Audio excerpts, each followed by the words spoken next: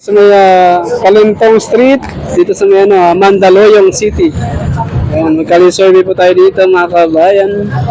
Like namin si Copers, kami si Pia Warren, si Gandhi TV. Survey lang sa pagpapalimutin.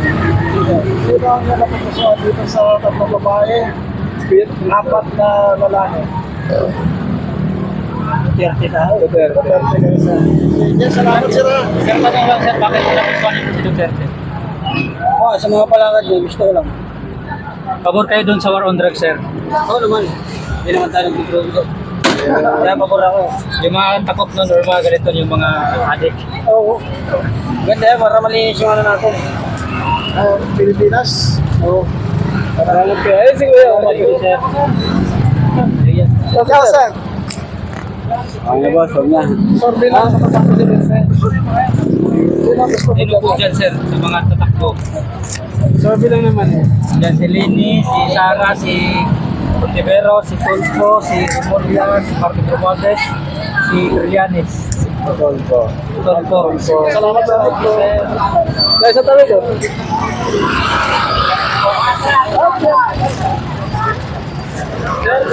Survey ito sir, live ba to? Hindi, recorded lang. Recorded, pero wala namang italaga, di ba? Okay, wala namang pipiliin. Ano pa yung, about sa anong survey ito? Presidential. Presidential. Kung sino yung 2028, kung sino yung maganda yung boto. Para sa akin, siyempre Duterte. Duterte. Bakit din si Duterte? Bakit Duterte? Una sa lahat, sir, nung panahon ni Pangulong Duterte dati, hindi ako nangangambang lumabas yung mga anak ko, lalo na may anak akong babae. Hindi ako nangangamba. Bakit safe yung anak ko ng mga panahon na yon? Pero ngayon, ano na nangyayari? Naghahanap na naman sa atin yung yung krimen. Di ba? Tumataas na naman. Pangalawa, ano po ba nangyayari? Nung panahon ng pandemic, sir, ang Duterte may nagawa. Di ba? Ngayon, yung gera, lumalala, ewan ko lang kung ano yung nangyayari. Although may lahat naman ng presidente, may nagagawa, hindi lang nakikita. Pero para sa akin, ang the best para sa akin na magiging presidente, syempre Duterte po. Okay sir, salamat kayo ma'am. Ganun na rin sa kapatid ko. Yan din namin. Salamat po yan. Salamat po. Ayun sir. Wala ka man sabi ka sir.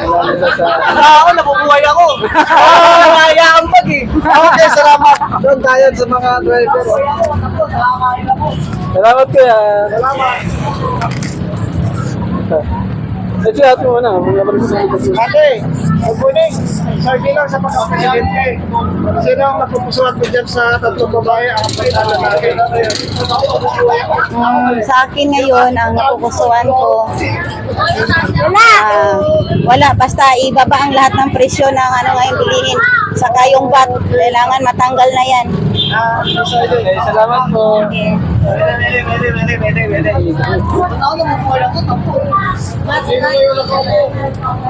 Presidente, doon ako. Pwede naman tatakbo na sa susunod yan sa... Magpaparbos ako. Okay, salamat. Thank you po.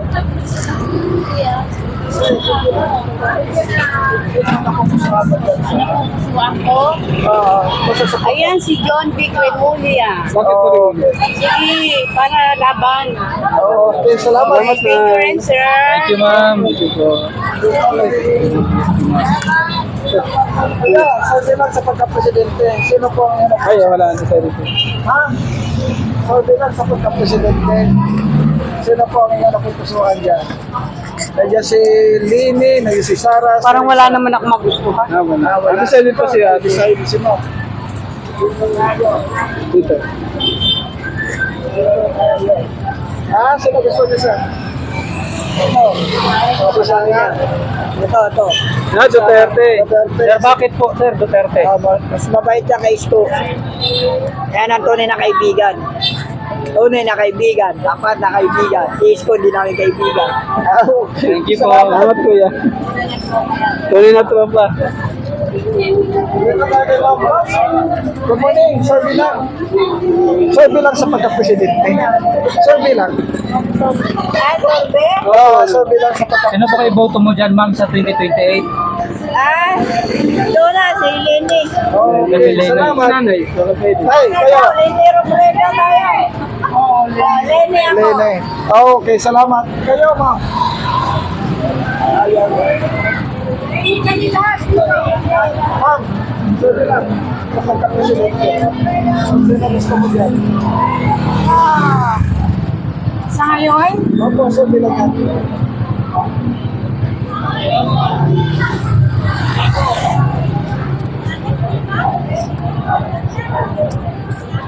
Sino po? Maybe Rafi Tulfo. Okay, salamat.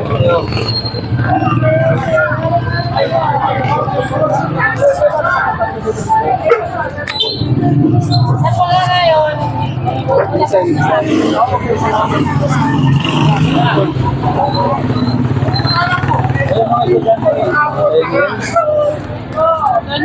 Sir, good morning. Sir, bilang sa pagka-presidente, sinang napupusuan mo dyan? Sa 3 babae, 4 na lalaki. Jirapi! Sinang napupusuan mo dito, sir? 3 babae, 4 na lalaki. Pileni. Sir, bilang sa pagka-presidente, sino po ang napupusuan mo dyan? Si Lenny. Kayo, sir? Si Rafi. Si Rafi. So, bilang sa pagka-presidente, sino napupusuan mo dyan? Sara. Okay. Dito ba ito? Sir, bilang sa pagka-presidente, sino napupusuan mo dyan? 3 babae, 4 na lalaki. Sara. Dito.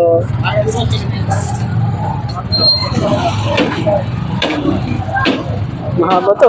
Nakapapila pa na to. Bilang sa pagka-presidente, sino napupusuan mo dyan? 3 babae, 4 na lalaki. Ha? Sino? Monteveros. Wala eh. Oo, okay, salamat. Wala dyan eh. Kayo, sir. Sir, bilang. Sino po napupusuan mo dyan? Wala. Halos pa eh. Okay. Sir, bilang sa pagka-presidente. Ayan. Ito, mahaba yun. Sir, bilang sa pagka-presidente. Duterte. Sige, salamat. Sir, bilang sa pagka-presidente. Duterte. Duterte. Sige, salamat sila.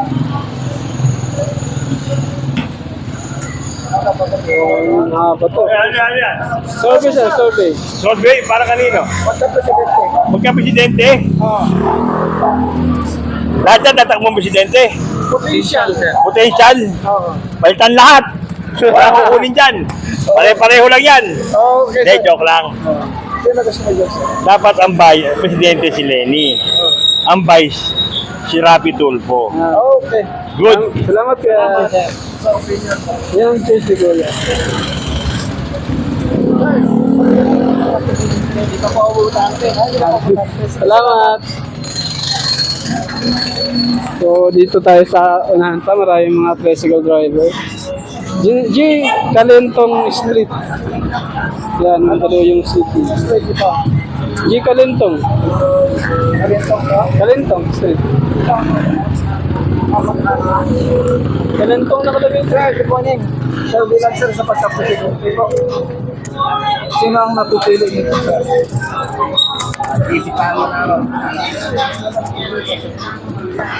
Sir, anong state ko, sir? Napag-asa na ba? Calentong na sinabasa ko eh. Sabi ko sa'yo. Sir, bilang sa pagka-presidente, sino ang napupusuan? Duterte ako. Duterte. Sino, sir? Salamat. Wala pa akong pipilihan eh. Malayo pa eh. Sir, sir, bilang sa pagka-presidente, sino po ang napupusuan dyan po? Ako, wala ako eh. Okay, salamat, sir. Sir, kayo, sir. Sino napupusuan niyo dyan sa 3 babae, 4? Alam na yan kung sino. Hindi na naman natin kailangan memorize yun eh. Sino, sir? Secret lang ko. Basta yun na yun. Ano, sir? May kamay na bakal? Kulay green. Kulay green. Isa yun naman yung kulay green dyan. Ito Duterte. Sir, kami survey lang sir.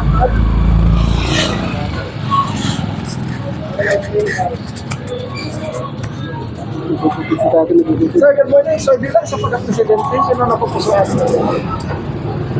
Wala pa dyan. Wala pa. Ito. Sige, sir, salamat. Ito si Kuya. Sir, good morning. Sir, bilang sa pagka-presidente, Presidente. Sino na pupusuan ko dyan? Duterte. Duterte. So, Sige, pwede.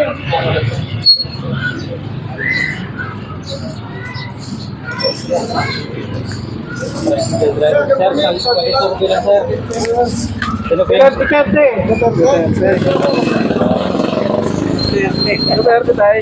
Duterte yan? Duterte kayo, sir. Okay, salamat. Kayo, sir. Duterte lang. Sino po yung boto mo dyan sir sa kanila sa 2028? Wala. Ayun. Ano yan? Sorry sir. Survey about saan? Presidente sa 2028. Ang presidente. 1 billion years for Duterte. Ayan.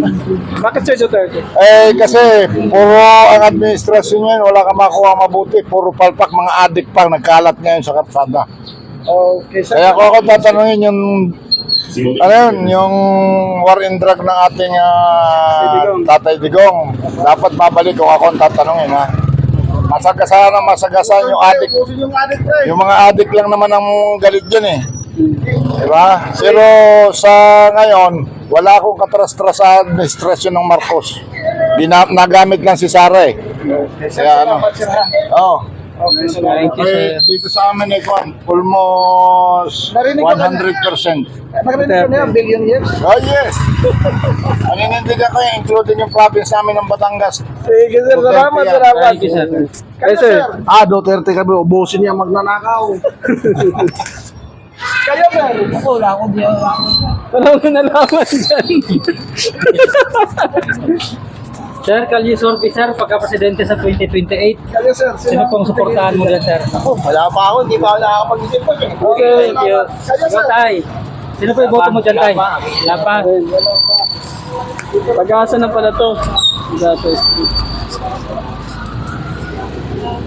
Ito, si Kuya.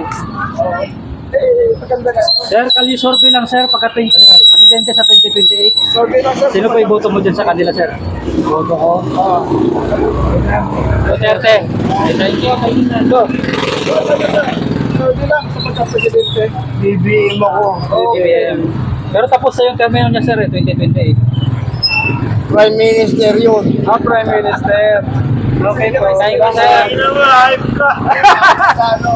Sara! Sir, sino gusto niyo? Sara! Bakit Sara, sir? Ha? Wala lang, basta... Ato Sara. Okay, sir. Salamat. Yun. Line driver. Wala yung driver eh.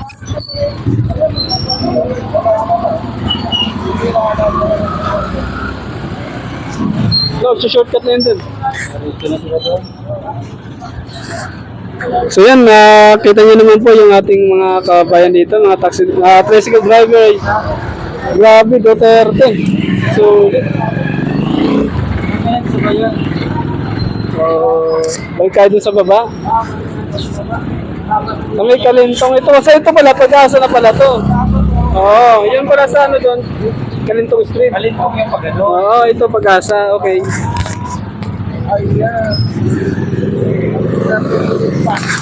Alright mga kabayan.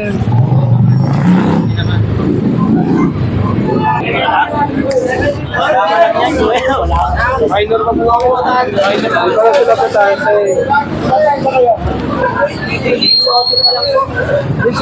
Pwede na. 2028 pa naman to eh. Wala silang choice pa. Wala pang choice. So, undecided yung mga estudyante. So, ayan. Mabandi tayo rito.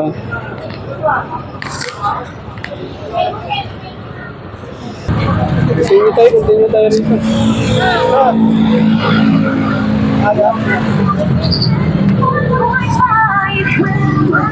Continue natin yung pag-usabi natin dito.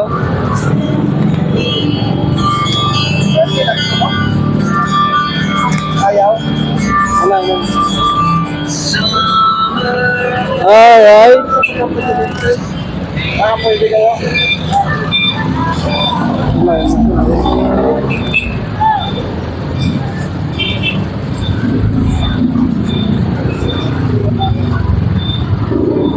Ito yung Kalintong Street.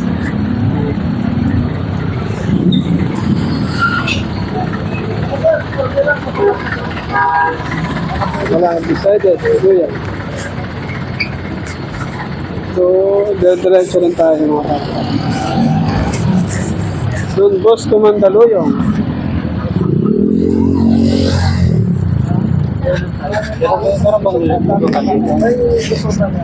Bisado mo yan dyan? Sir, good morning, sir. Di lang sa pagkakasama. Ayaw. Sir, good morning lang. Ayun, sonahan.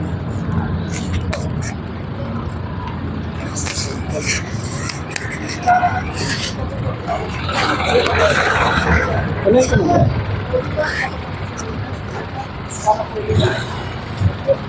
Wala.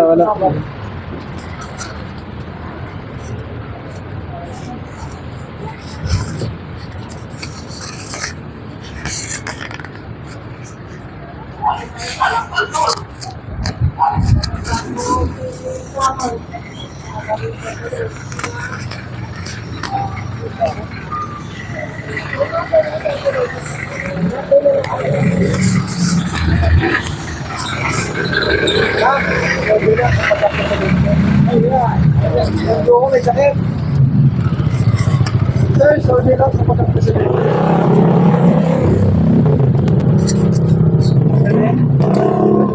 Sino mapipili mo dyan sa tatlong babae, 4 na lalaki?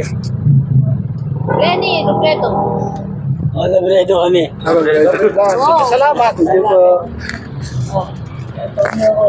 Ano yan, Tony? Bakit mo nagustuhan po si Daring Senador Trillanes? Kasi parang sa dito, parang siya lang yung totoo eh. Okay, salamat. Thank you. Ma'am, good morning. Sir Dylan, sa pagkakasama. Sir, good morning. Sir Dylan, sir. Sa pagkakasama. Sir Dylan. Okay.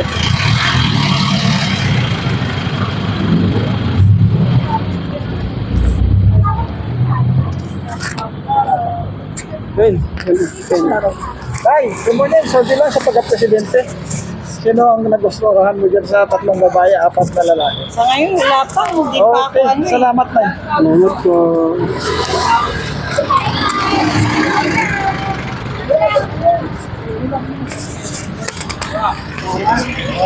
Bakit si Sarah, sir?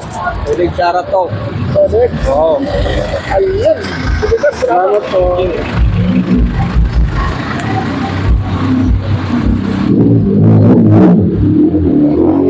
Abot mo natin ito. Okay, sa pagka-presidente. Ayan. Marino. Sige, sir. Ano pagkabalo? Kahit yun. Sino mo? Sir, sorry lang sa pagka-presidente. Sino ang napapaguhan mo dyan sa ganito? Line pa rin ako. Dalawa lang yan, Line or Sara. Ano yun, Sarah? Oo, dalawa na yan. Kasi si Line, yung binitawan niya nakaraan. Bakit Sarah, sir? Ay, lahat Nakarating na ako ng Davao eh. lahat ng transaction sa gobyerno, isa po Layo sa Metro Manila. Okay. From Gobyerno. So, malinis ang kalsada, may patas, magaling sila magpalakad sa komunidad. Maraming business na pumapasok na umiyang ginagaya na ng Maynila. Diyan din sa Maynila na kainan. Galing Davao yan, Modern Davao. Kabalik-balik ako ng Davao 3 times na. Ano siya doon, sila doon. Magaling magpalakad ng gobyerno. Tsaka ramdam mo doon ang disiplina ng tao. Dito ako nakatira sa Maynila, pero nung nakarating Davao, sinubukan mo pumunta sa. Ina-actual akong pumunta talaga na subukan ko. Talagang totoo yung mga dating naririnig ko na magaling magpalakad ng mga Duterte. Kumbaga sa cancer ay investment friendly. Yes, kasi marami akong kapitbahay dito doon na negosyo sa Davao. At saka sa project naman, yung mga flood control na yan, kasi yan, pinaka-main issue ngayon. Napunta ako Bukidnon, Mount Apu, nakarating ako doon. Yung mga indigenous people doon, sila yung trabahador ng mga malaking negosyante, hindi sila kumukuha ng outsider. O saan nakatira yung mga work katutubo, sila ang ginagawang trabador. Kagaya ng Mount Cabros. Nagtanong-tanong din ako doon. Ano doon? Kasi yung mga trabador, kasi ibang balita dito sa Metro Manila. Pero nung personal ako nakarating. Sabi nga yan dito sila yung mga lokal na ginawang trabador na mga lalaking negosyante na pinapasok ni Duterte. Bawal magpatayo ng negosyo doon. Nasa labas makukuha na trabador.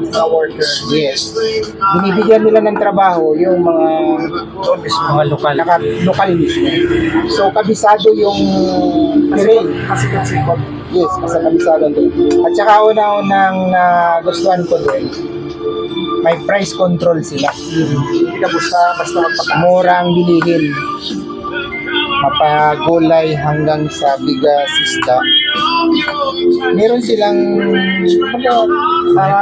umihira lang gobyerno talaga. SRP nila, Yes. suggested price. May suggested price sila doon. Tapos yung dating mga dito sa atin, pabrika. Una-una yung semento, yung Steel Corporation, nandoon. Halos ang price dito sa Metro Manila, kalahati. Wow. Kaya sabi ko nga, kung magpatayo ka ng bahay, kung halagang 200,000 maganda ng bahay. Kasi ang simento doon, nakukuha. Ako mismo pumunta ng bilihan ng simento. Ibig sabihin may cement factory doon. Meron po. Makikita mo naman yun sa highway. Pag galing ka ng Sasa, Davao, papuntang airport, doon kami dumadaan. Pupunta kami ng sementeryo ng biyanan ko. Ano ang doon? Murang simento. Murang simento, murang yero, murang bakal. Kaya nasabi kong mas malayo sa Metro Manila. Dito kasi umihiral dito. Naghahari dito mga mayayaman. Bumaga doon sa may price control sila. Yes, so, mula sa commodities hanggang sa mga materials na meron silang price control. Ako kasi nung inaano kasi na dito ng mga Duterte, mga hindi maganda magpalakad. Mali. Dito ako nakatira sa Mandaluyong, 32 years na ako dito. Pero nung nakarating ako ng Davao, parang nag-iisip kaming mag-asawa na Lumipat na lang doon. Yes. Kasi una-unang lifestyle doon, mababa. Yung cost of living, mababa. Mula gulay hanggang sa pangailan ng tao. Tsaka organized sila. Yung mga proyekto ng gobyerno talagang inilalagay sa dapat kalagyan. Dahil ano sila yung ang nagustuhan ko lang doon, may disiplina ang tao. Dati kasi yung tinitira ng misis ko doon, dating ano yan NPA hideout. Yung tinitira mismo ng bahay ng biyanan ko. Pero nung naupo yan si Duterte, nakausap ko yung biyanan ko mismo. Napatino niya. Kumano yung yung lugar. Nag-improve, na-develop. Tapos, pag sinabi doon na bawal kang manigarilyo, bawal. Ako, personal kong nasaksihan, 2021 umuwi ako ng Davao. 11 ng gabi, dumating bayaw